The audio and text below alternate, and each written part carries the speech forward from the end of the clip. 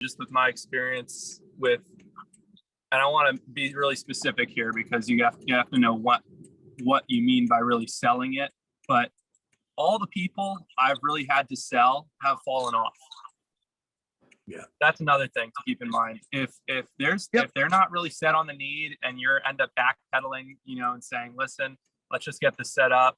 If you're playing this game to just get someone on the books, listen, I haven't been doing this that long, so I want to hear from you too, because you have a bit more numbers to get an idea of how representational that is. But in my experience so far, if the exception I would say is if it's about price and you can bring that price down and then add coverage later, that's not an issue. But if you can't even get the need established, if no price is low enough, and it's not just because they can't afford it, but because they're not really seeing, then I don't even know. At this point, I would like to hear what you have to say, but at this point, I'm almost someone who just gets up and leaves and doesn't even try to write them. So I don't know. If we do not get a why and they buy, it's probably going to fall off the books. I totally agree with that.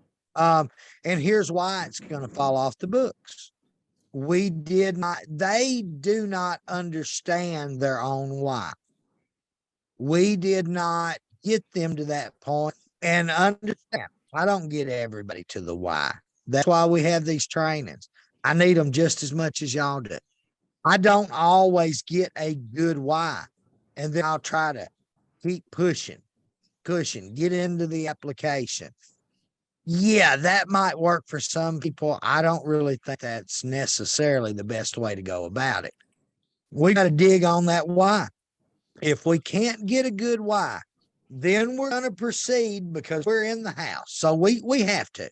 We don't have a choice at that point. We're there. We got to get a presentation under our belt. But I'm like you, Peter. I look back at the ones who have come off the books, with me. A lot of these people I remember struggling with, having to keep going back, and I'm sitting there thinking, David, did you really get the why? Or did you not? And you just thought it would work out as we went through the process. And more oftentimes than not, the ones that I can remember, I didn't get a good why. I didn't. And that's my fault. That is my fault 100%. That is something that we all have to learn and grow, but we've got to dig on that why. That is, to me, the most important, because when you get that why, it's so easy to close a deal. Is it not? Anybody want to ring in on that? If we get a good why, is it hard to close that deal?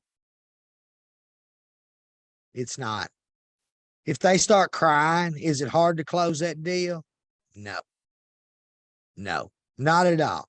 If we get that emotional connection with our clients, is it hard to close the deal?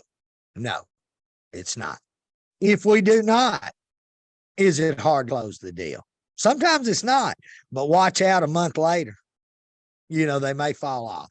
I think that the why is as important for us as it is our clients.